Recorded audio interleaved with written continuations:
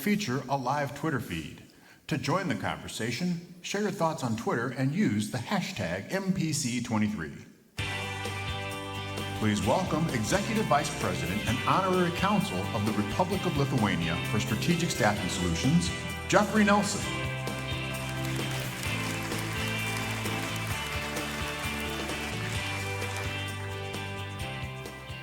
Good afternoon. Ladies and gentlemen, it's my great honor to introduce the Detroit Mayor, Mike Duggan, today. Yeah, thank you. With a distinguished career in public service, Mayor Duggan has been a tireless advocate for the people of Detroit since taking office in 2014. He's been reelected 3 times, and he's earned the highest approval rating of any mayor of Detroit ever.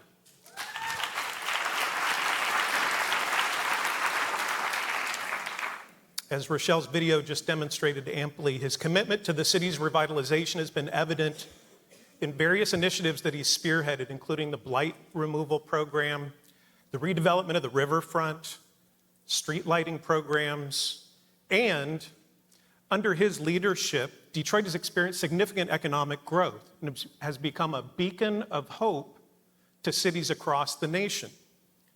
Today, big companies are making big bets on Detroit.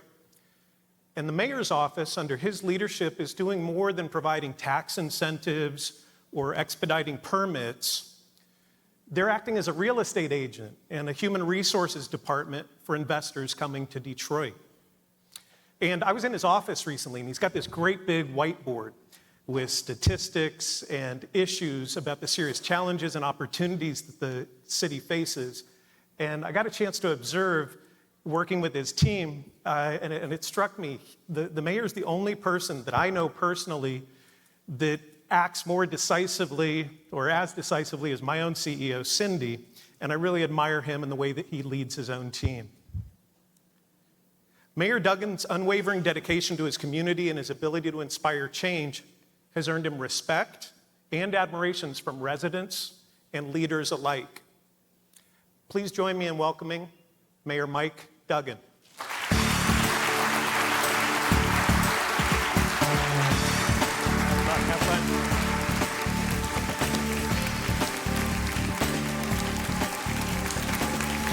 How's everybody doing? All right. Well, thank you.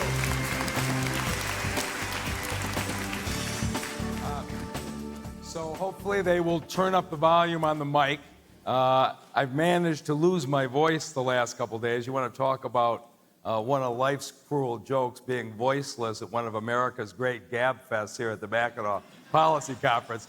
But a lot of things have changed since I stood on this stage in 2014. That year, if you were here, the entire talk was Detroit. We were in bankruptcy, highest unemployment rate in the country, hopeless blight. By the time I got from one end of the porch to the other, I was depressed with everybody who told me how bad they felt for me. A little bit different this year. But when we started, you know what happened. 40,000 vacant houses. New York Times said it was hopeless. Highest unemployment rate in the country.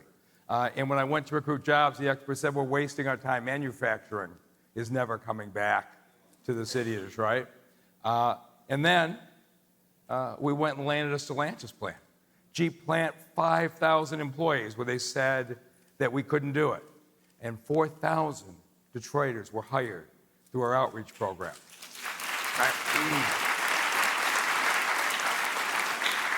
And then GM retooled Factory Zero, where they're making the Hummer SUVs and the pickups. First entirely electric vehicle plant in the country. Ford. Bill Ford, you're going to get a chance to hear from him, bringing 5,000 jobs back downtown. And Dakota builds a dashboard plant. Lear opens a seating plant. All the things we said couldn't do. The banks moved downtown. Henry Ford expanded their hospital. Amazon hiring 1,200 people at their new fulfillment center. And Motor City Match businesses opening up in storefronts from one neighborhood to another. And 81% minority owned. We have people from Detroit starting businesses in Detroit. And with Nicole Sherrod Freeman and the Detroit at Work Center, we're making sure that Detroiters are being trained for those jobs. It's good to have the president on your side, and $100 million in adult scholarships. We are training the folks who have been long-term unemployed with literacy programs, with every kind of training that you could possibly want. And the result? Unemployment's dropped. And I came here today to brag about it a little bit. When I took office, yeah, you can clap.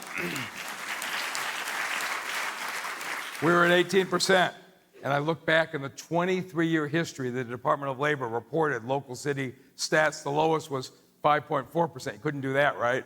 And then, of course, at the height of COVID, at 39%. And they said the cities weren't going to recover. And in April, the Department of Labor reported we're at 5.8%, the second lowest in all the years they've been reported. That's what I was going to tell you before 10 o'clock this morning. And today, the Department of Labor just released the new unemployment statistics. And at 4.2%, we just set a 33-year record.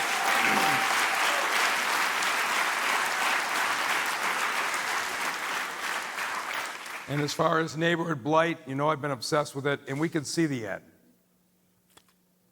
We started at 47,000 vacant houses, and this year we're down to 6,600. By the end of next year, every land bank-owned vacant house is going to be gone.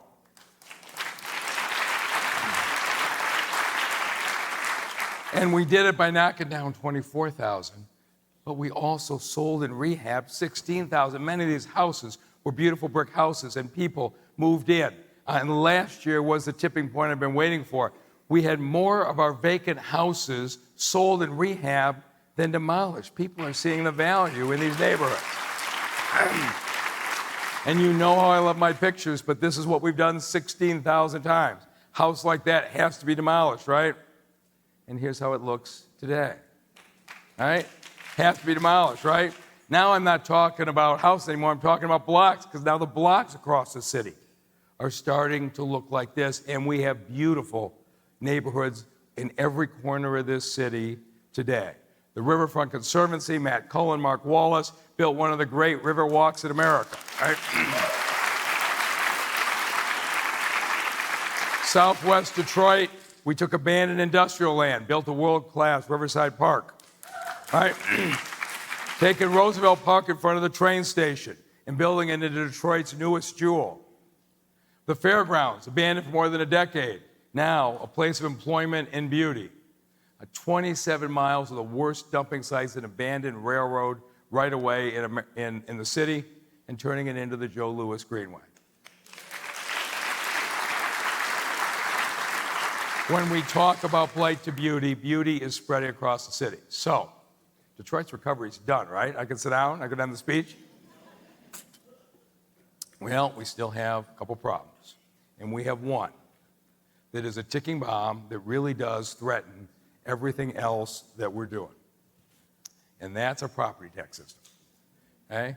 Everybody who owns a house or has a business in Detroit, you know what I'm talking about. For more than 50 years, the property tax system has two defining characteristics. Light's rewarded, building is punished. Light's rewarded, building is punished. We've done it for 50 years, and it's how we got lots of blight and not many buildings. So you want to know how far out of whack our millage is? Troy, Livonia, they're in the 50s as far as the mills they levy. Farmington, Ann Arbor in the 60s. Ferndale, Warren in the 70s. And Detroit stands alone at 86 mills. It is far more expensive to build a house and sell it in Detroit or to do any kind of business in Detroit. And here's the worst part. We tax buildings, but there's a secret. We don't tax blight.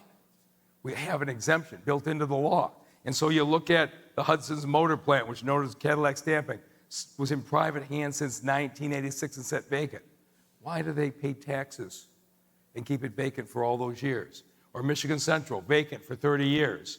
Continental Motors, vacant for 25 years, and the owners pay the taxes. And the Packard plant been closed for 60 years. The owners owned it and pay the taxes for 55 years. And the reason is we don't tax blight. We only tax building. Seems impossible, right? It's got to be crazy. It can't be true. I'm going to show you why it works this way. So here's our 86 mills. And if you look at where they come from, library levies 5, county levies 17, not just Wayne County, but the intermediate school district, community college, and a number of others. Schools, 6, 13, 17. Our debt is 8 mills, and we operate off of 20 mills. That's what makes this up, and I want to talk to you today about a plan to fix it. So I'll probably tell you a little more technical stuff than you want to know, but I'm going to need your help because there are people who benefit from the fact that we don't tax blight. So why don't we just cut our property taxes? Who already thought this? We should cut your property taxes, right? You could be mayor. Why? Right? No mayor in 50 years said we should cut our property taxes. Here's the problem. 58 of the mills are outside of our control. I can't cut schools or county taxes.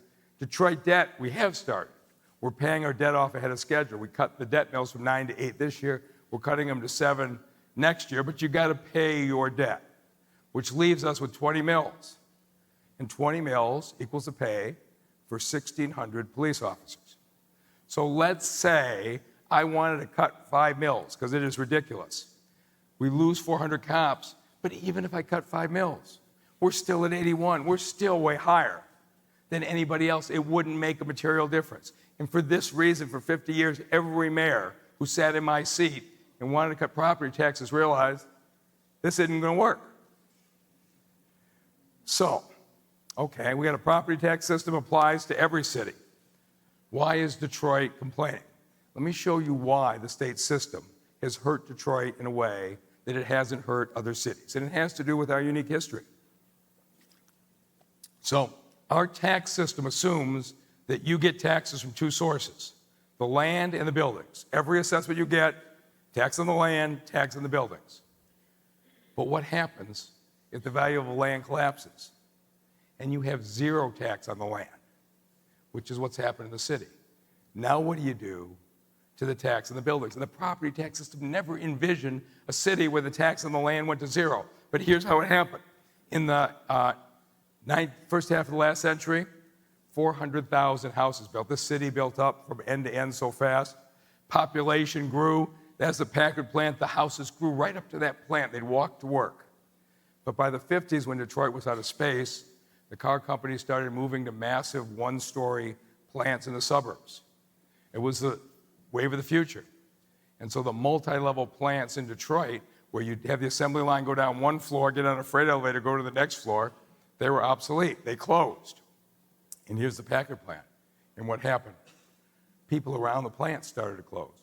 Detroit lost 200,000 people between 1955 and 1965. Whatever your assumption is of when Detroit's decline started, it wasn't after 1967. It wasn't because of Coleman Young. It was happening then. And it was producing vacant land. Because when those 200,000 people left, they didn't take their houses with them. And that's been the history of the city. And so here's your problem with the assessors. By the end of the 60s, the assessors, who are compelled by law to look at comps, vacant land was going for nothing. They had to change the assessment on the land to 0, which meant all you were collecting property taxes on was the building.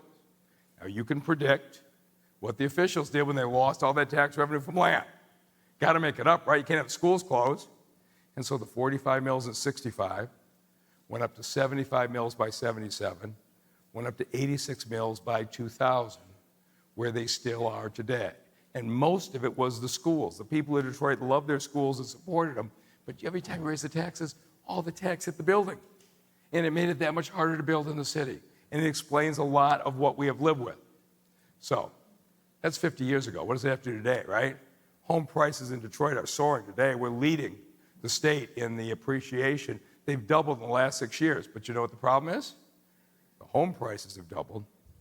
The land is still 0. If you go out to Oakland or Macomb County today and buy a vacant lot in a neighborhood to build a house, it's $10 to $20 a square foot. That's what you pay. You want to build a house out there. Today, the vacant lots in Detroit are 75 cents a square foot. We still today have 0 value in the land. And so you all know this. Here's a house, just a standard neighborhood. I picked it out at random on the internet. $185,000 for a lot in a neighborhood in Farmington Hills, $12 a square foot. There's no $185,000 lots in Detroit. You could have all the land you want at $500 a lot. And this is the problem that I'm facing. We have a tax system that has zero tax on land. And what are you going to do if you don't change that? And the average bill on a vacant lot in Detroit, $30 a year. That's what you pay. If you want a bargain, pretty good one. So, how many vacant lots in the city of Detroit are privately owned, which means they send in their $30 every single year, because if they didn't, the treasurer would foreclose. How many of these vacant lots do you think somebody is paying $30 year in and year out? 30,000 lots. Why are people paying the taxes every year and not going anywhere near the 30,000 lots? And so because they don't go near them, in the past, the city would just let the grass grow all summer long, be 4 or 5 feet high. Council and I said, we're not doing that. We're cutting them because I'm not going to have people live like this. It costs us $100 to cut these lots 5 times a year. Let me see if I follow this. These guys pay us $30 in taxes. I have to spend $100 just to cut it. I thought about billing them, but at $20 a cut, by the time we figured out where the lot line is and who owns it and stick it in the mail and collect, doesn't make any sense. As much as I hate to reward blight, it was either that or let the grass grow. And the grass isn't the worst of it, because these neglected lots are often filled with garbage and kids are growing up. And so we said, we're not going to do that. So now we spend $5 million a year on 14 crews to continually remove the illegal dumping so that we don't have this in the neighborhood, all for these guys paying $30 a year, and they couldn't find the damn lot without a map. They don't live in the city for the most part. And so, why do they do it? I'll tell you, they're 30,000 cheap lottery tickets. For $30 a year, I can hope that the Illiches or some development or something is going to go give me a check for a big payday. And it's worth $30 a year. I don't care about the impact on the neighborhood.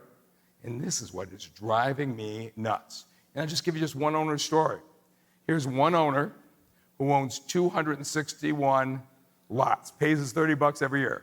See those red dots? He's figured out how to spread them around any place somebody might want to develop. He owns 22 acres. He pays a total of $6,500. He's actually sophisticated. He's closer to $25 a lot. I'm not sure how he did it, but he's figured this out. Okay? And he gets a large payday, and he's landed some large paydays. But what does that leave in the city of Detroit? Who would design a system this crazy?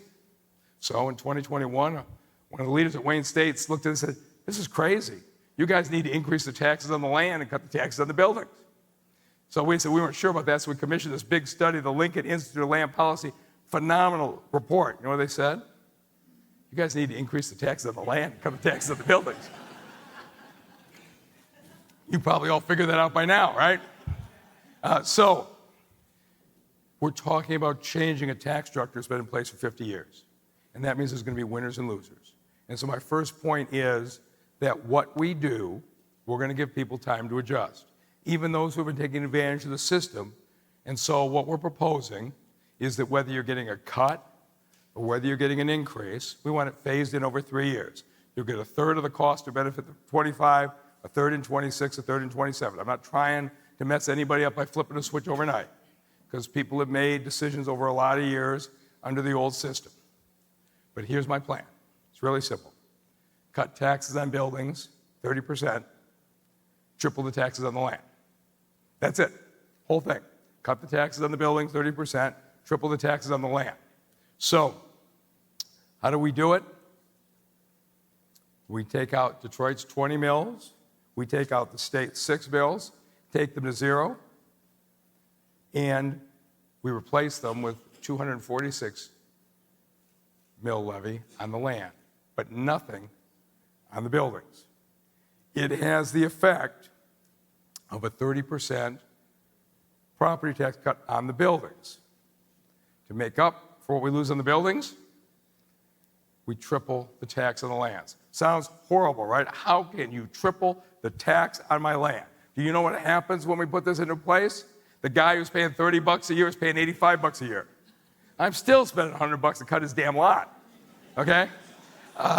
So it sounds like a lot, but it really, to me, is a reasonable number. Now, if that's all there is, you might wonder about it, but let me show you now. You got a house, right? Your house just got 30 mil cut on your building, 146 increase on your land. You know where you come out now? Detroit blended together is no longer 86 mils, it's 67 mils. And all right, make sense? A little higher than Farmington, a little lower than Ann Arbor or Ferndale, but now the homeowners in Detroit, we're in the middle of the pack. That's where we end up, and we're finally competitive. So what does this mean? This is going to be, if we can do this, the biggest building of wealth of Detroiters in history. And I'll show you why. If your house is worth $50,000, you're going to have a savings of about $463. Basically, whatever you have overall, your tax bill is going to be cut by about 25%. So $50,000 house, you're going to save $463 a year. You got a $100,000 house, you're going to save $925 a year. If you get a $200,000 house as a homeowner, you're going to save nearly $2,000 a year off of this proposal. Now, all it does is make you competitive with Ann Arbor and Farmington, but it's a lot better than you have today. A couple pieces Detroiters will be interested. Your NEZ homeowners will be about half. NEZs are neighborhoods, which are all the nice neighborhoods that the state already gives you a half a credit.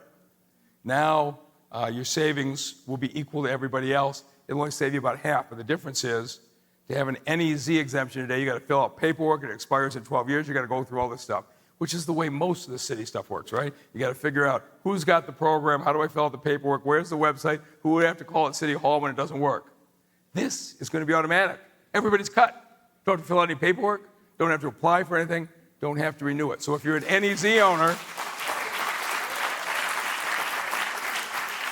your cut is permanent. And if you have a side lot, and we have sold 22,000 side lots in the city, your tax on that side lot is going to go from 30 to 85, just like everybody else.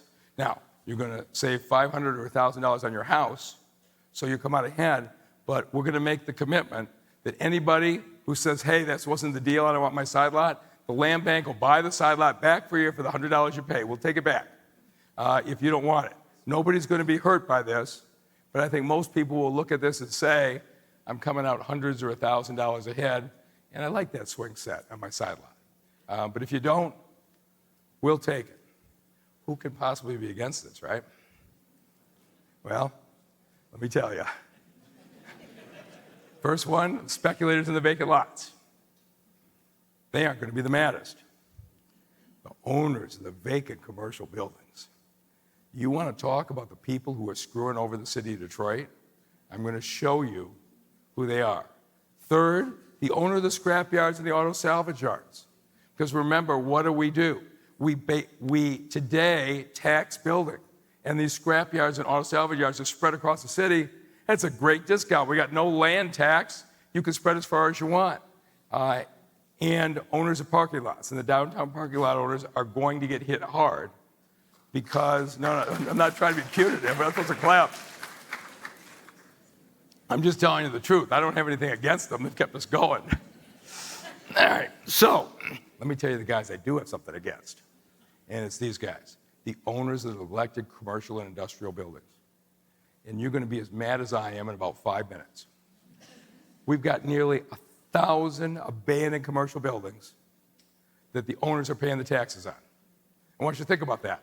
A vacant building in Detroit that you pay the taxes on and write the check year after year, even though you don't put a cent into it and you don't even visit it. Why do they write the checks on the 1,000 vacant buildings? And they've been abandoned for an average of 20 years. These guys are writing checks year in and out for 20 years. Who has that kind of money? Well, in Detroit, pretty much everybody does. Because why do they do it? If you let your building deteriorate, state law requires the assessor to evaluate it when it's not usable. They write the building down to zero, which means if you let your building go, the assessor has to make it zero. Now, once the building's zero, what are you taxed on? Your land's zero. The greatest deal in the world is to let the building decline. And so, it's 1,000 cheap lottery tickets. Now, we're sitting here talking in the abstract. I want you to see what's going on. And you think this just started? This is State Senator Coleman Young, his first campaign for mayor in 1973. And here's what he said on the trail. Right now, Detroit's tax structure rewards people who let their properties run down and penalizes those who build it up. Crazy, isn't it? 50 years ago. It isn't any different, but we haven't solved the problem. What I'm going to try to do this year is solve the problem. We know what the problem is. So, the reason that these buildings sat vacant for 25, 30, 65 years, they were taxed next to nothing. The buildings were declared unusable. They got taxed on the underlying land. We had to stare at this all these years because our own tax structure incentivized it. If you spent a fortune and demolished these buildings, your tax would be identical because you wouldn't be taxed on the land anyway. Who would demolish a building? So, here's the 1,000, though, are not big industrial buildings. They are buildings that are in neighborhoods that are coming back now. So before this apartment building went vacant about 10 years ago, its taxes were $30,000 a year. Now look at those houses next door to it. We thought we'd go talk to the neighbors. We went down and talked to the lady who lived 2 doors down to see how she felt about being next to this thing for 10 years. She had some opinions about this. But here's the interesting thing.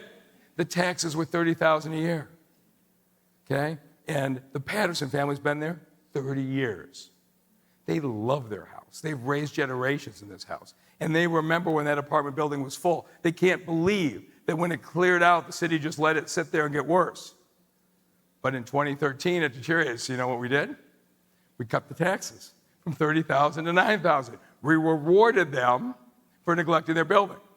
But we can do better than that. So in 2018, we cut it again. Since 2018, this building owner is paying $250 a year. We made the mistake of telling LaTanya Patterson her family's paying triple for the little house 2 doors down. Because why? In Detroit, blight is rewarded and building is punished. And so, in a little bit more graphic language than this, LaTanya Patterson said, this is the kind of thing that makes you want to move out of Detroit. Can you blame her? Okay? So we went and saw Marguerite Wynn, who's been in her house for 35 years. This is the story of Detroiters. They stay in these houses. They love them. Look how beautiful she has kept up her house. But for the last 2 decades, she's been next to this commercial building. That's 2009, before the Great Recession. Look what she's looking at. Look how beautiful her house is. 2011, Google Maps is a great thing. They got all these old pictures. 2011, middle of the recession. Look how beautiful she's maintained her house. This is the pride that Detroiters have in their neighborhoods, and there's a place next door. But by 2018, her house is beautiful. We've cut the taxes to $410 a year. We rewarded this owner from depressing this neighborhood for all those years. And all she wants to know is, I'm paying twice as much for my house than that big commercial building is taking. And even if you don't live next to the building, I'm telling you, beautiful neighborhoods are spreading across the city. Don't pay attention what the media says, downtown, midtown, not the neighborhoods. Go off the freeway and drive through these neighborhoods. You cannot believe the number of block clubs and neighborhoods that are beautiful. But no matter what you do on your block, if somebody comes to visit you and they drive down Grand River and they pass 3 abandoned buildings before they turn on your street, what are they saying about you? And would anybody in the suburbs tolerate this? So I could do these all day. Vicki Foster, 50 years in the shadow of that 5-story abandoned apartment. It pays $330 a year. She's kept her house and she's paying triple that. Now, you can probably assume that I'm just not sitting by and taking this even before this. These people elected me. The people who stayed are the people who elected me 3 times, the ones who didn't bail out of the city. And so I've been pretty angry. And so we launched a $10 million 2-year enforcement on the exteriors of these things. And we are rolling across the city. We put the violations up. And this Katrina Crowley, boy, she's a far more interesting interview than I am. She is the meanest person in Detroit. And Katrina, it took me a long time. I personally interviewed her. She's got 100 people working for her. and she has no tolerance for anybody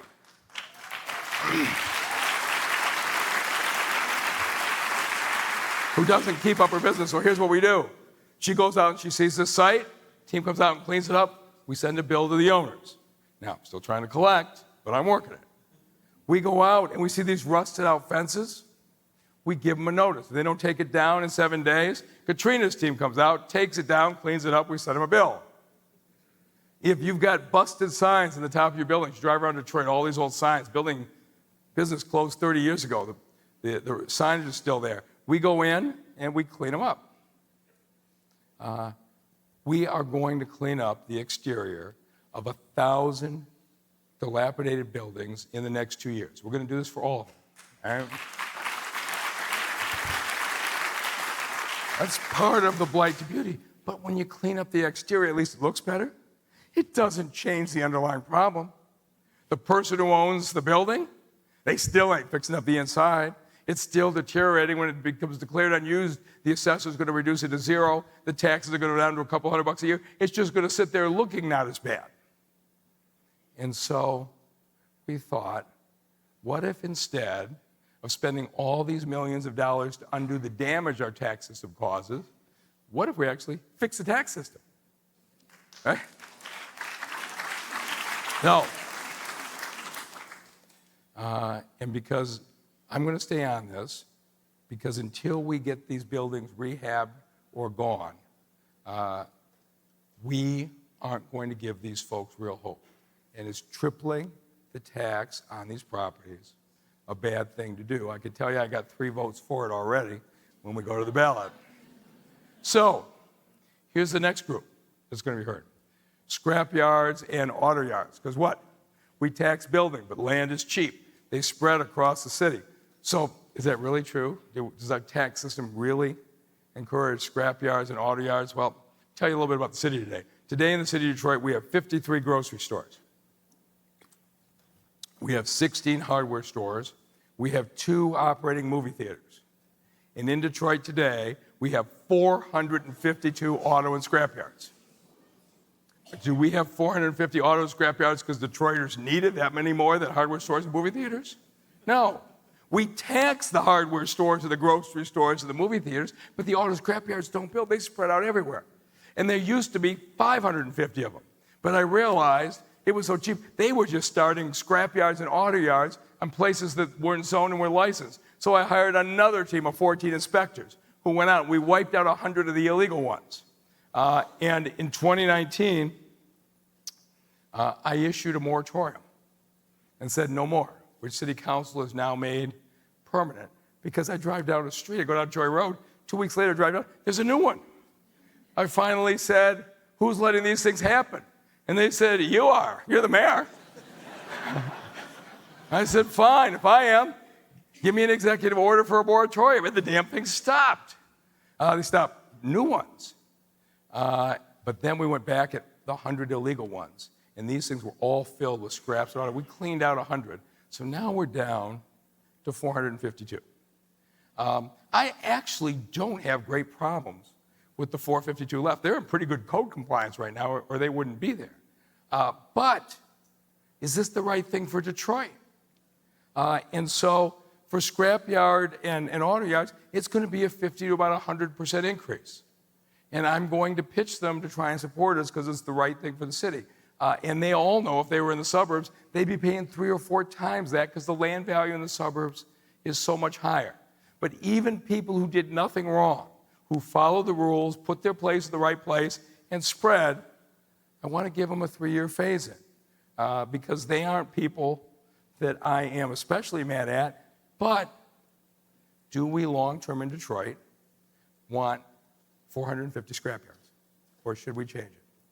And then, of course, the parking lots, you know what the story is. We have close to the most parking in a downtown area in America. Why? Because we subsidize the blight and we tax the building. These folks are going to go up a lot. And I'm going to sit with them. And I'm going to say one thing to them. If you want to keep parking cars, your taxes are going to go up. But if you want to take your parking lot and develop it, you got a 30% tax cut on that building.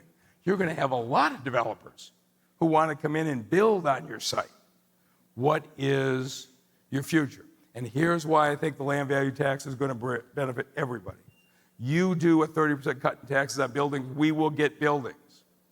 What the land value tax does, remember I showed you, it takes it down to the middle. I want to talk to you about new housing construction, right? People want to move to the city right now. Last year, we had 2,000 vacant homes renovated. People move in. Those houses had value. People want to be here. We had 500 new apartments open. Everybody knows this except the U.S. Census Bureau, which hasn't figured it out. But everybody else knows people are moving into Detroit. Why? Because we've got the sports teams, we've got the riverfront, we've got the activities. People want to be in the city. How many new houses built from scratch in Detroit last year? 8. Here they are. Those are the 8 houses. Hasn't been any different in the last 5 years. We've been averaging 8 a year. Now, how can this be? How can 2,000 people buy a vacant house and renovate it, but no home builder wants to build in the city? I'm going to show you. Because we subsidize blight and we tax buildings. So, a home builder goes out and builds a $200,000 house. If they do it in Farmington, say they get a 30-year mortgage, 7% is probably a little higher than that, put 20% down, but you get the idea.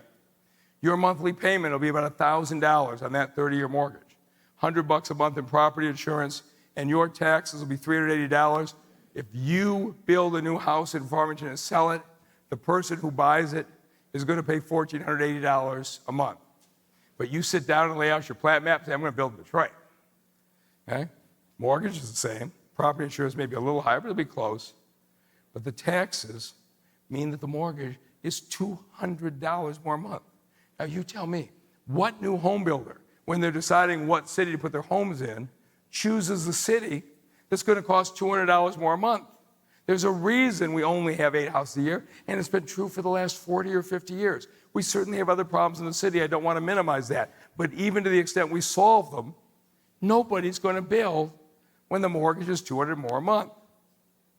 And so, if we do the new plan under the land value tax, the payment in Farmington Hills is still going to be $1,480, but in Detroit, it's now going to be $1,510, a $30 a month difference. Haven't gotten all the way there to Farmington. Given the land price and the deal, you probably get there. But you can see what this does. You'll see homes being built on vacant lots in the city again, because we'll be incentivizing them to do that. And you can see it's going to be better to be here than in Ferndale or Warren, not as good as Livonia and Troy, but we're in the mix, which is where I'd like to be. We're also missing huge development opportunities because we have the highest commercial tax rate in America.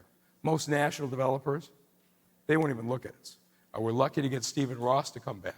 By and large, this city's been brought back with local developers. We've been really lucky at the quality of local developers. But major cities have developers from all over the country. But you come here, and they look at 87 mills, 86 mills, and they say, you got to be kidding me. And they move on to the next city. So, I know I showed you all those plants going up, all those apartments going up. Can't be that bad, right? How could I have done all that? That Jeep plant was easy, right? When I sat down with Sergio Marchione, when I heard he was going to site a new Jeep plant, I said, I want a chance to compete. And he said, don't waste your time. I said, what are you talking about? He says, I got 500-acre cornfields in 8 different states. He says, how are you possibly going to shoehorn a plant into the east side of Detroit? I said, look, if nothing else in curiosity, at least let me bid. And he said, oh, what the hell, you can put in a proposal. We put in a proposal. We made the cut from 5, we were the 5th. We made the cut to 2, we were the 2nd. Ultimately, I convinced them that they could fill their jobs. But what does it take to land a plant in Detroit? Well, all we needed to do was buy 200 acres of land. He gave me 60 days to tie it down. We had to give him the land for free. We had to set up a $27 million brownfield TIF, $50 million state contributions, get a PA 198 abatement, and resolve a huge on-site water retention. Tom Lewan is probably here somewhere, who ran that plan, and we did it. Now, you have the best deal team in America. in the city of Detroit. We can overcome that on an occasional basis. But you're making it really hard. And how about all these housing projects, right? You see them all over the city. They're easy. Here's Sonia Mays. She did this. Good, clap for her. She deserves it. Free lawn at Sugar Hill. Easiest thing in the world. 68 mixed income units in Midtown. Who can't build mixed income apartments in Midtown right now? It's hot, right? No problem. These guys who developed this call capital stacks, how you get your financing. If you're really lucky in the suburbs, you put in some equity, you get a lender, maybe you have 2 lenders, and your capital stack has 2 or 3 tiers to it. Sonia, on this really easy project, had to put a capital stack together of 12 levels to make this work. Okay? She had money from PNC Bank, she had money from Prudential Financial, she had money from Rocket Community Fund. She lined up 12 different groups for one $38 million deal. This is what we're doing. Donald Rencher and the housing team are phenomenal. You see these apartments going up? Every one of them looks this complicated. We don't need this kind of complication. We need development. And if you think I'm exaggerating, Sonia didn't have it worse. Last Friday, I went over and visited Dream Detroit. They've got the old Lincoln Motors plant that's right near Henry Ford Hospital, and sat with Matt Namey and Orrin Goldenberg. This has been in Matt's family since it was a paint plant 30 years ago, and he spent 7 or 8 years because he believed he could build apartments with maker space for artists and the like. After 8 years of work, he got it done. A 15-level capital stack for a $30 million project. I said, Matt, can you show it to me? I'm going to be doing this speech at Back, and I want to tell about it. He said, sure, I'll show it to you. And he lifted his arm. Okay? He tattooed his capital stack on his arm. Now, it really is. If you're in the suburbs and you close a deal, you go out to dinner and have some wine and you celebrate. But in Detroit, you get drunk and have it tattooed on your arm. Now, I probably shouldn't say that because I actually don't know for a fact that Matt was drunk. I just hope he didn't do this sober. But you look at what he built, and it's beautiful. But we make it so darn hard with this tax structure. And so what are we going to do? Jay Rising's our CFO. He and, there you go. Kevin Bain, Nick Allen, they've brought this whole thing up. They're a lot smarter than I am. But we're going to set some work groups right now because this affects different industries, and we don't want to just rush into this, but we're going to set up some work groups, whether you're people who have warehouses, want to see how it works, your business, how it works. We're going to need Lansing to pass this fall. We're very pleased that Speaker Joe Tate has agreed to lead the charge on this. And once you get it through Lansing, you have to go to the voters. And so we intend to go to the voters if we can get this passed in February 2024 when the presidential primary is, which means if we passed it, we could start it with the summer taxes in 2025. It means we've got to be on a tight schedule to get it through Lansing. So no matter what your business is, whether you own a coffee shop or a warehouse, whatever you own in general, you can assume that when you cut the taxes 30% and your land taxes triple, a few things. Big buildings are going to get big cuts because we're cutting the buildings, right? Neighborhood businesses get cuts. And here's the interesting thing. When I showed you the land tax is zero, the land tax is close to zero pretty much every place except out of downtown, midtown, and Corktown. Those land values have come up. But every place else, it's very small. So any neighborhood business, chances are excellent that the land tax won't increase very much. The building tax will be a cut, which means neighborhood development is what's going to be incentivized in this. The downside is businesses with excess land are going to be taxed more. If you've got parking that you need for your grocery store, we're going to give you the discount to the 60 mils. But if you've got extra land, it's going to be taxed. And so businesses that have a lot of extra land, those taxes are going to go up. We want to give you 3 years. Maybe you expand your business. Maybe you sell it to a developer. And downtown businesses are going to get hit somewhat harder because the downtown values are higher and they're going to triple. If you got a tall building downtown, you're a big winner. If you got a medium building downtown, you're probably a medium winter. If you got a small building downtown, you could get a significant increase. We don't want that to affect people unfairly. So we're going to have work groups that we're going to work through this together.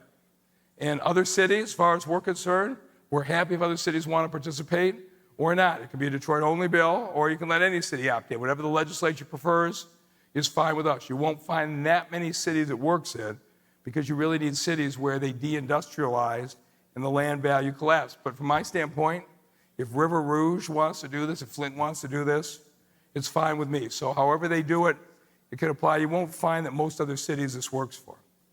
But all I can say to you is this. For 50 years, nobody's been willing to take on our destructive property tax system.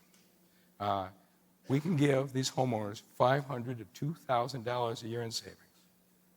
Think about that in wealth building in the city of Detroit, what that adds up to. Because most people, the generational wealth is in their homes. And we can triple the taxes on the people causing their blight. And we can build a system where good investors can succeed without celebrating with tattoos.